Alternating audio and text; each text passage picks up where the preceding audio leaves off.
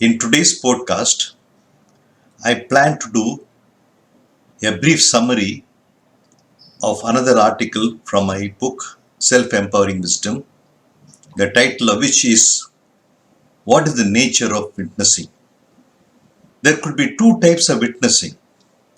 One is the subjective perception of a subjective experience, and the second is a subjective perception of an objective event, an event which is outside of yourself. All judgments are based on perceived truth through these above two modes.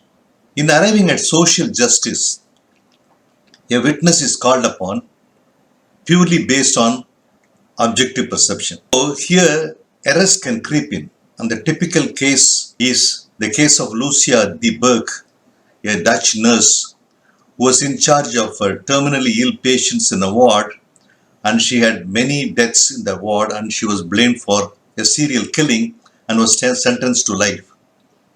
After 6 years of serving the sentence, she was exonerated because statistically it was proven by the defense attorney that there could be more deaths than what was perceived to be a serial killing in a terminally ill ward. The Sanskrit word sakshi, which means witness, is illustrated by a story in Vedic lore. A old Brahmin and his young assistant had traveled to many holy places, and ultimately they visited Vrindavan, which was a resident of Lord Krishna, the cosmic divine form.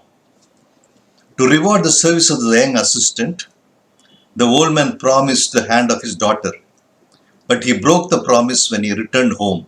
The young man then invoked Lord Krishna to come and bear witness to what was promised. And the Lord left Vrindavan and appeared as a witness. And so, Sakshi, which means seeing with the eye, making a connection with the eye, in Sanskrit means a witness.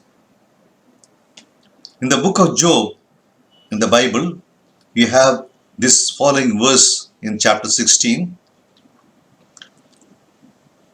Yet my hands have been free of violence, and my prayer is pure. Earth, do not cover my blood. My cry never be laid to rest. Even now my witness is in heaven. My advocate is on high. My intercessor is my friend, as my eyes pour out tears to God.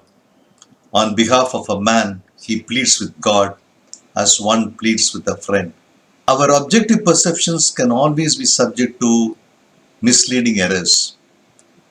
It is why that we have to give a great importance to having recourse and a surrender to the divine and the cosmic intelligence which pervades every aspect of creation, and it is the base of fundamental truth.